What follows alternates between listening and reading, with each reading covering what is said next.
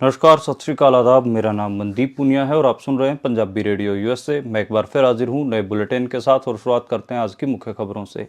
Lebanon के हथियारबंद गुट हिजबुल्लाह ने अपने नए चीफ नईम कासिम को चुना है। नईम कासिम पहले इस संगठन के चीफ जनरल सेक्रेटरी होते थे। इससे पहले 27 सितंबर को हिजबुल्लाह के प्रमुख रहे हसन नसरुल्लाह की मौत हो गई थी। इजराइल ने उनके ऊपर हमला किया था। फ़लस्तीन इजराइल के युद्ध के बीच लेबनान के स्वास्थ्य मंत्रालय ने यह घोषणा की है कि इजरायली हमले के कारण लेबनान के बेका घाट के पास 60 लोगों की मौत हुई है, जिसमें 2 बच्चे भी शामिल हैं। महाराष्ट्र विधानसभा चुनाव को लेकर मुंबई की वर्ली सीट वहां पर हॉट सीट बन गई है, क्योंकि वहां पर शिवसेना उद्धव ठाकरे से उनके बेटे आदित्य ठाकरे शिवसेना से चुनाव मैदान में हैं। वहीं शिवसेना एकनाथ शिंदे से मिलिंद देवड़ा को टिकट मिला है। मिलिंद देवड़ा ने बयान देकर कहा है कि ये एक पॉलिटिकल फाइट होगी, पर्सनल लेवल पर हम दोनों का सब कुछ ठीक है। दिवाली के मौके पर भारत की रेल व्यवस्था काफ़ी असमंजस में दिख रही है। बहुत सारे प्रवासी मजदूर अपने घरों में पहुंचना चाहते हैं, लेकिन उनको रेल की टिकटें नहीं मिल रही हैं। बहुत सारे मजदूरों को रेल के बाथरूमों में सफ़र करते हुए देखा गया है। इसके अलावा इस दिवाली पर बाजार में भी कोई खास रौनक नहीं दिख रही। कार डीलर कारों की बिक्री न होने के कारण परेशान दिख रहे हैं और लगभग 50 दिनों की इन्वेंट्री कारों की कार डीलरों के पास बढ़ गई हैं। पंजाब में धान की फसल को लेकर विवाद लगातार बढ़ता जा रहा है। धान की फसल का सही से उठान न होने के कारण पंजाब के किसान आंदोलित हैं। वहीं 31 अक्टूबर को केंद्र और पंजाब की मीटिंग भी होगी, जिसमें यह तय किया जाएगा कि जिम्मेदारी किसकी है और आगे का रास्ता क्या हो।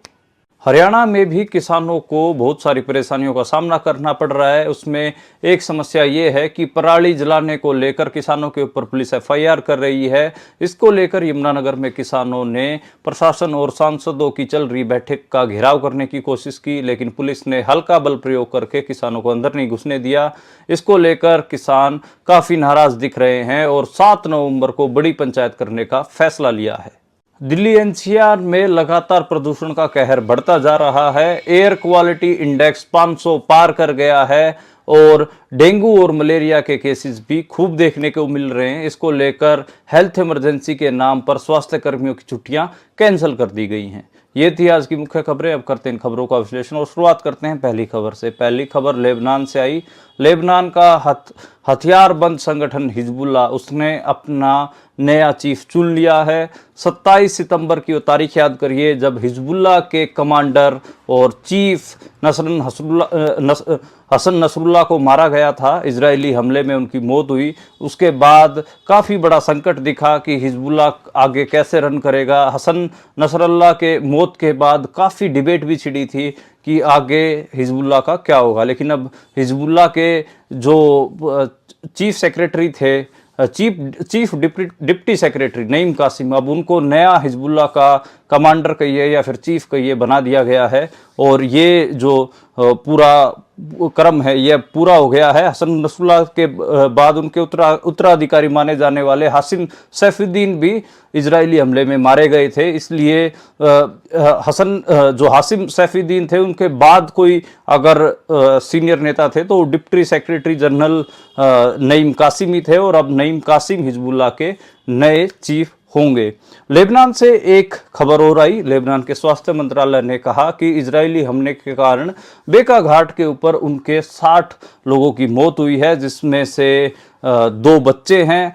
इस जो बेका घाटी है, बेका घाटी में तकरीबन 12 जगहों के ऊपर हमले किए गए हैं। 58 लोग घायल भी हुए हैं और इसको लेकर इजरायली सेना ने अभी तक कोई प्रतिक्रिया नहीं दी है। ये जो दावा है ये सिर्फ लेबनान के स्वास्थ्य मंत्रालय की तरफ से किया गया है और जो इनफॉर्मली इजरायली सेना के जो सोर्सेज है वो कह रहे हैं कि उन्होंने हिजबुल्लाह के ठिकानों और बुनियादी ढांचों और हथियारों को निशाना बनाया है, उसी में ये सब हुआ होगा। हमें इसकी जानकारी नहीं है, लेकिन ये इन अनफॉर्मल सोर्सेज से आ रही है और अभी भी इजराइल लगातार रॉकेट दाग रही है। हिजबुल्लाह के जो लेबनान में ढांचे हैं या फिर ठिकाने हैं उनको, तो एक बड़ी चीज, बड़ी घटनाक्रम चल रहा है। पूरा एक साल इजराइल फलस्तीन युद्ध को हो रहा है, इसमें लेबनान के ऊपर भी इजराइल अब हमले कर रहा है। और लेबनान ने बताया कि पिछले एक साल के अंदर लेबनान में इजरायली हमलों के कारण 2600 लोगों की मौत हुई है और 12,000 से ज़्यादा लोग घायल हुए हैं। तो ये काफ़ी बड़ी संख्या है और लेबनान लगातार इजरायली हमलों से जूझ रहा है। अगली खबर की बात करते हैं और अगली खबर भारत में महाराष्ट्र सूबे से आई। और महाराष्ट्र सूबे में आप सबको पता है कि विधानसभा चुनाव चल रहे हैं।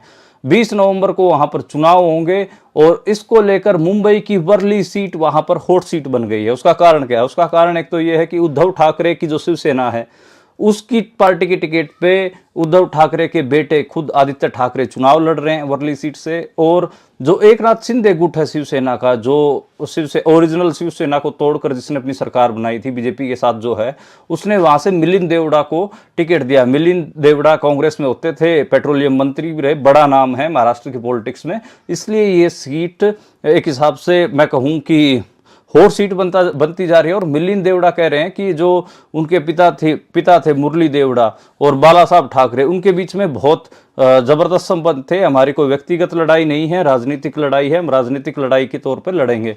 और मिलिंद देवड़ा को हार का डर भी सता रहा है क्योंकि आदित्य ठाकरे काफी बड़ा नाम है महाराष्ट्र की पॉलिटिक्स में और काफी फैन फॉलोइंग हमें देखने को मिल रही है। अगली खबर की ओर बढ़ते हैं। जो अगली खबर है वो दिवाली त्योहार को लेकर है। भारत में दिवाली त्योहार को लेकर प्रवासी मजदूर खासकर पूर्वांचल के, उत्तर प्रदेश के, बिहार के अपने घरों को वापस लौटते हैं, लेकिन ट्रेनों की प्रॉपर व्यवस्था न होने के कारण उनकी बहुत सारी वीडियोस वायरल हो रही हैं जिसमें वे बाथरूम में अपना सफर करते हुए दिख रहे हैं। एक वीडियो तो ऐसा है जिसमें एक रेल के बाथरूम में 14 मजदूर घुसे हुए हैं और ये जो वीडियोस हैं लगातार वायरल हो रहे हैं। रेलवे मंत्रालय पहले दावा कर रहा था कि त्योहार को लेकर उन्होंने 7,000 एक्स्ट्रा ट्रेनें चलाने का संकल्प लिया है, लेकिन इसको लेकर जो विपक्षी पार्टियां हैं वो लगातार सवाल उठा रही हैं कि वे 7,000 स्पेशल ट्रेनें कहाँ हैं। तो एक हिसाब से काफ़ी बड़ी मुश्किल सी स्थिति दिख रही है प्रवासी मजदूरों के लिए। बहुत सारे प्रवासी मजदूर तो त्योहार के दिन अपने घर पर पहुंच भी नहीं पाए हैं। और इसी का एक दूसरा पहलू भी है, दिवाली त्योहार आता है तो भारत में एक हिसाब से जो ट्रेडर्स हैं, व्यापारी हैं, दुकानदार हैं, वो भी समझते हैं कि हम अपना सामान बेचेंगे, लेकिन अब की दिवाली वैसी दिवाली नहीं है। अब की बार अगर हम अलग अलग सेक्टर्स की बात करें तो पहले शुरुआत करते हैं कार सेक्टर से। भारत का जो कार बाजार है इस समय मंदी के धक्के चढ़ा हुआ है। बहुत सारे कंपनियों की इन्वेंट्रियां शोरूमों में खड़ी हुई हैं। ये जो इन्वेंट्री है ये अगस्त महीने से ही बढ़नी शुरू हो गई थी। जो फाडा है, जो एक हिसाब से भारत में डीलर्स की जो एसोसिएशन है उसको फाडा कहते हैं, तो जो फाडा ने इसकी रिपोर्ट पहले ही शुरू कर दी थी। आज के समय में अगले 50 दिनों की इन्वेंट्री कार जो डीलर्स हैं उनके पास है। अलग अलग कार मालिक बड़े बड़े डिस्काउंट भी दे रहे हैं। अगर हम डिस्काउंटों की बात करें तो जो बड़े ब्रांड हैं ओडी, बीएमडब्ल्यू, उनके 10-10, 12-12 लाख के डिस्काउंट हैं। जीप चियोर के पे 12 लाख का डिस्काउंट है। जीप कंपास के ऊपर 2.5 से 3 लाख का डिस्काउंट मिल रहा है। ऐसे ही बात करें महिंद्रा जो देसी ब्रांड है उसको भी अपनी स्कॉर्पियो पे, थार के ऊपर डिस्काउंट देना पड़ रहा है। ये वो सब गाड़ियां हैं जिनकी वेटिंग थी 6-6 महीने, 8-8 महीने की, लेकिन आज की स्थिति में इन गाड़ियों पर को थार या स्कॉर्पियो को लेने जाएंगे तो आपको 1 से 1.5 लाख रुपए का डिस्काउंट मिल जाएगा। मारुति के साथ भी यही हो रहा है कि उनके प्रोडक्ट ज्यादा बिक नहीं रहे हैं और इन्वेंट्री 60 दिन तक की मारुति की हो गई है। लोगों को लग रहा था और डीलरों को भी लग रहा था कि जब फेस्टिवल सीजन चालू होगा तो हमारी जो इन्वेंट्रीज हैं गाड़ियों की वो खत्म हो जाएंगी और खाली हो जाएंगी, लेकिन ऐसा नहीं हुआ। इसका असर भारतीय कार बाजार पे बहुत बुरा पड़ेगा। मुझे लगता है कि बहुत सारे जो ब्रांड्स हैं, जैसे टाटा ने अपनी हैरियर और सफारी के ऊपर, नेक्सॉन के ऊपर प्राइस कट किया है, ये आगे भी प्राइस कट देखने को मिलेगा। और ये इन्वेंट्री अगर नवंबर तक सोल्ड आउट नहीं हुई तो फिर दिसंबर और जनवरी में बड़े डिस्काउंट आपको भारतीय कार निर्माता देखने को मिलेंगे। जो ब्रांड्स हैं वो भी देंगे और साथ में जो डीलर्स हैं वो भी बड़े डिस्काउंट दे सकते हैं। इस टाइम पे अगर हम पिछले 2-3 साल का ट्रेंड देखें भारतीय कार बाजार में, तो भारतीय कार बाजार में जो छोटी गाड़ियां थी उनकी बिकवाली कम हुई है। यहाँ तक कि बहुत सारे ब्रांड ने अपने हैचबैक जो सेगमेंट था उसमें गाड़ियां बनानी भी बंद कर दी थी। कई सारे ब्रांड तो हैचबैक गाड़ियां बना ही नहीं रहे, छोटे गाड़ियां बना ही नहीं रहे। और 10 लाख से महंगी जो गाड़ियां थी भारत में, उनकी बिक्री का हमें एक ट्रेंड बढ़ता हुआ दिखा था। इसके अलावा हम बात करें अगर रियल एस्टेट की, ये तो गाड़ियों की बात थी, रियल एस्टेट सेक्टर भी बाट देख रहा था कि कहीं ना कहीं दिवाली के ऊपर हम बम्पर सेल करेंगे। लेकिन अब रियल एस्टेट में भी हमें ब्रेक लगते दिख रहे हैं। बहुत सारे एक बार के लिए तो जो इन्वेंट्रीज हैं फ्लैट्स की, चाहे एनसीआर, दिल्ली, गुड़गांव, चंडीगढ़, वो बिकती हुई दिख रही हैं, लेकिन वो रियल जो यूजर है उन तक नहीं पहुंच रहे हैं। जो एनआरआई इन्वेस्टर्स हैं या गुड़गांव दिल्ली के जो इन्वेस्टर्स हैं वो उन सब इन्वेंट्रीज को ले रहे हैं। लेकिन अब जो इन्वेस्टर्स हैं वो भी फंसते नजर आ रहे हैं, क्योंकि अगर हम बात करें तो रियल जिंदगी में, आम जीवन में रियल बायर नहीं मिल रहा है। इसलिए बहुत सारी बिल्डिंग ऐसे की ऐसे पड़ी हुई हैं और उनमें जो इन्वेस्टर्स हैं उनका पैसा फंसा हुआ। तो एक हिसाब से जो रियल एस्टेट है, मार्केट है, उसमें भी बहुत सारी चीजें देखने को मिल रही हैं। और इस जैसे गाड़ियों का मैंने बताया था कि 10 लाख से ज्यादा महंगी गाड़ियां बिक रही थी, ऐसे ही रिपोर्ट्स बताती हैं कि पिछले 3-4 साल में जो अफोर्डेबल हाउसिंग है, यानी कि जो एक किफायती घर होते हैं, उनकी बिक्री में बहुत कटौती देखी गई है। वहीं जो 1 करोड़ से ज्यादा के बजट के जो घर थे उनकी बिक्री में हमें बढ़ोतरी देखने को मिली। और यही वजह है कि जो भारतीय रियल एस्टेट है इसमें एक बबल भी क्रिएट हो रहा है। बहुत सारी बड़ी परियोजनाएं हैं, बहुत सारे शहर हैं जो बसाए जा रहे हैं, और इसको लेकर कई सारे डाउट्स भी हैं कि क्या सच में ही गांव से इतने बड़े लेवल पर शहरों में माइग्रेशन होगी, जिसके लिए इतनी बड़ी बड़ी शहर बसाए जा रहे हैं। तो काफ़ी चीज़ें हैं, रियल यूज़र कहाँ हैं उसको भी लोकेट करना पड़ेगा, उसके बाद ही चीज़ें समझ में आनी शुरू होंगी। अगली खबर की ओर बढ़ते हैं, और जो अगली खबर है वो पंजाब से आई, और पंजाब में धान लिफ्टिंग का मामला हाईकोर्ट पहुंचा हुआ है। और 31 अक्टूबर को केंद्र सरकार और पंजाब सरकार की बातचीत भी होनी है, मीटिंग भी होनी है। उससे पहले आम आदमी पार्टी ने कल बीजेपी के दफ्तरों के घेराव की कॉल दे दी है। बेसिकली मैंने कल भी आपको एक रिपोर्ट के बारे में बताया था, अपनी रिपोर्ट का जिक्र किया था जो मैंने पंजाब के पटियाला से की थी। उसमें यही बताया था कि धान जो मंडियां हैं पंजाब की, उनमें धान भरा हुआ है, किसानों की बिकवाली नहीं हो रही है। जो आड़ती हैं या जो एजेंट्स हैं वो आते हैं और वो कहते हैं कि इनमें तो नमी है, कभी कुछ बहाना बनाते हैं, लेकिन उनकी बिकवाली नहीं हो रही। कई जगह तो किसानों ने एमएसपी से नीचे अपने धान बेचने शुरू कर दिए हैं, क्योंकि उनके पास कोई दूसरा चारा भी नहीं है। आज हाईकोर्ट में जब इस पूरे मामले की मैं आपको अपडेट देता हूं, मैं अपनी वेबसाइट पर देख पा रहा हूं कि हाईकोर्ट ने आदेश दिए हैं कि मामले का हल आपसी सहमति से किया जाए, क्योंकि यह पूरा मामला पूरे राज्य से जुड़ा हुआ है। पंजाब कृषि प्रधान राज्य है। इसी दौरान पंजाब सरकार के सरकारी वकील भी पेश हुए थे, जिन्होंने अपनी तरफ से किए इंतजामों को बताया है। केंद्र सरकार ने कहा है कि इसमें जो केंद्र सरकार है उसने भी आज हाईकोर्ट में अपना पक्ष रखा। उसमें उन्होंने कहा है कि उन्हें लगता है कि मामले का हल हाईकोर्ट में याचिका लगाने से नहीं होगा, बल्कि मीटिंग से होगा। और मीटिंग 31 अक्टूबर की तय की गई है, केंद्र सरकार और एक हिसाब से राज्य सरकार के बीच होगी। 4 लाख मीट्रिक धान की लिफ्टिंग अभी तक हो पाई है। और आम आदमी पार्टी के नेताओं ने पंजाब के राज्यपाल गुलाब चंद कटारिया से भी मुलाकात की। हरपाल सिंह चीमा इसमें शामिल रहे, और उन्होंने कहा है कि अभी तक 76,000 करोड़ रुपए 7600 करोड़ रुपए किसानों के खातों में डाला जा चुका है। और अभी इसको एक हिसाब से दोबारा से ठीक करने के लिए कोशिश की जा रही है। इसको लेकर पंजाब के जो बाय इलेक्शंस हो रहे हैं उसमें भी ये बड़ा इशू बनता दिख रहा है, और पंजाब के किसानों को भी आंदोलन करने पड़ रहे हैं। पंजाब में बरनाला में किसानों ने पुतले फूके हैं, संगरूर में भी सीएम हाउस को घेरने की कोशिश हुई है। लगभग 60 जगहों के ऊपर पंजाब में किसानों के आंदोलन चल रहे हैं, और किसान लगातार कह रहे हैं कि, और 7 जगह पे पक्के मोर्चे भी चल रहे हैं, लगातार कह रहे हैं कि अगर 1-2 दिन के अंदर धान उठान की प्रक्रिया को तेजी नहीं की गई तो इसमें वो लोग बड़ा आंदोलन करेंगे। बड़े आंदोलनों की जो कॉल है वो किसान संगठन दे सकते हैं। अगली खबर की बात करते हैं और अगली खबर हरियाणा से है, वो भी किसानों से ही जुड़ी हुई है। हरियाणा के किसानों की भी अपनी समस्याएं हैं, वहां पर भी धान की खरीद में थोड़ी सी स्लो हमें देखने को मिल गई है। और साथ में जो वहां पर बड़ी समस्या आ रही है, पराली जलाने को लेकर हरियाणा की सरकार मुकदमे भी कर रही है, किसानों की गिरफ्तारी भी हो रही है।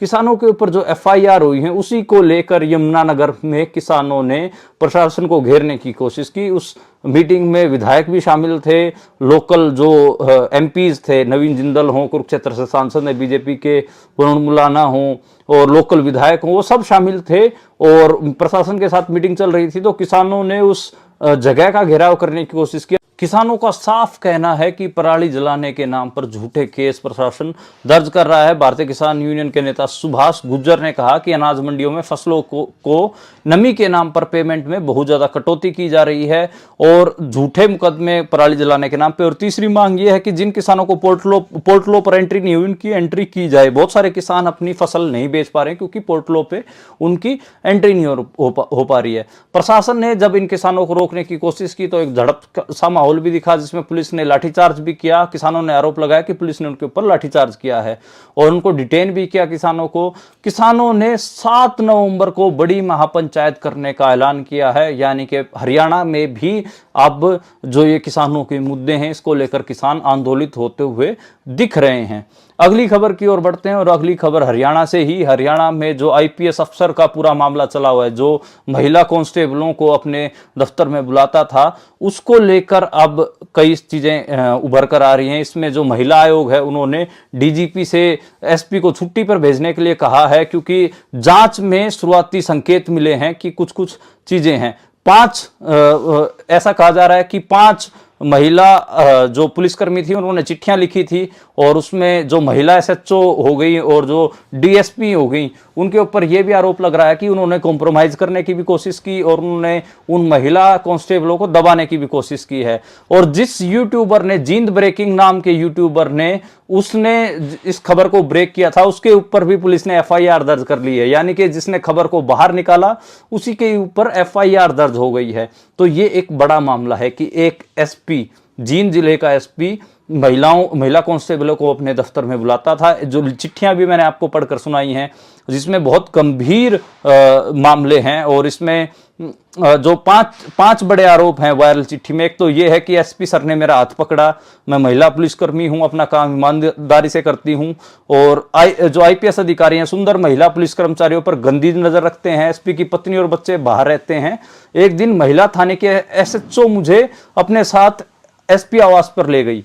उस वक्त कोठी पर मेरे सिवाय कोई नहीं था। मैडम ने मेरे को अंदर चाय बनाने के लिए कहा और बाद में मेरा हाथ पकड़ने की कोशिश की एसपी ने, और जब मैंने विरोध किया तो मैंने विरोध करके और मैं कमरे से बाहर आ गई। दूसरा वो कह रही हैं कि जो डीएसपी हैं उनको मैंने ये बात बताई तो उन्होंने कहा कि कोऑपरेट करना पड़ता है और उन्होंने इसके ऊपर कोई कार्रवाई नहीं की। और तीसरी बात इस चिट्ठी में है कि आत्महत्या के लिए मजबूर हो जाऊंगी। चौथी बात है एसएचओ ने गिरोह बनाया और अमीर लड़कों को फंसाते हैं। एसएचओ के जो एसएचओ हैं, महिला एसएचओ हैं, उनके ऊपर आरोप लगाते इस चिट्ठी में लिखा गया है कि एसएचओ के पुलिस अधिकारियों के साथ नाजायज संबंध हैं और एसएचओ ने एक गिरोह बनाया हुआ है जिसमें कई युवतियां शामिल हैं, हर महीने करोड़ों की कमाई करते हैं। अगर आप इन पुलिस अधिकारियों की संपत्ति की डिटेल निकालेंगे तो सब कुछ क्लियर हो जाएगा। जो ये महिला एसएचओ बताई जा रही हैं ये काफी करप्ट बताई जा रही हैं और एसएचओ और एसपी का नाम ही इस पूरे मामले में ठीक ठाक उछल रहा है। और विधवा कांस्टेबल की एसीआर रिपोर्ट भी खराब करने की बात है जिसमें उनको धमकाया भी गया।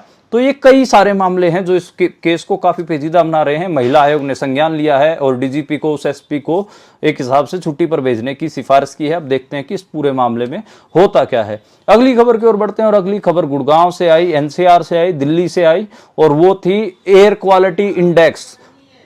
एनसीआर प्रदूषण की गिरफ्त में फंसता जा रहा है। दिल्ली एनसीआर में 500 से ज्यादा एयर क्वालिटी इंडेक्स गिर गया है और हेल्थ इमरजेंसी डिक्लेयर करते हुए जो स्वास्थ्य कर्मचारी जिन्होंने छुट्टियां ले रखी थी उनकी छुट्टियों को कैंसिल कर दिया गया है। इसके अलावा जो डेंगू और मलेरिया के केसेस हैं वो भी बहुत ज़्यादा देखने को मिल रहे हैं। बहुत इसमें डेंगू और मलेरिया भी एक बड़ी चीज़ दिख रहे हैं और प्रदूषण के कारण एनसीआर की हालत भी खराब होती जा रही है। लेकिन दिवाली आ रही है और एनसीआर में पटाखे आपको खूब बजते दिखेंगे।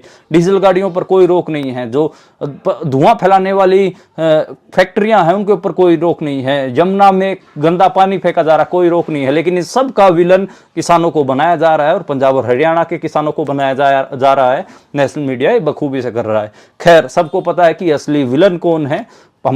हमें कोई इसमें कोई शक कोई है नहीं, गुंजाइश भी नहीं है। हर बार किसानों को ही विलन बना दिया जाता, लेकिन असली विलन कोई और है और हम सबको पता है कि असली विलन कौन है। खैर, आज के लिए इतना ही। कल दोबारा मुलाकात हो गई नई खबरों के साथ, बुलेटिन के साथ। आप देखते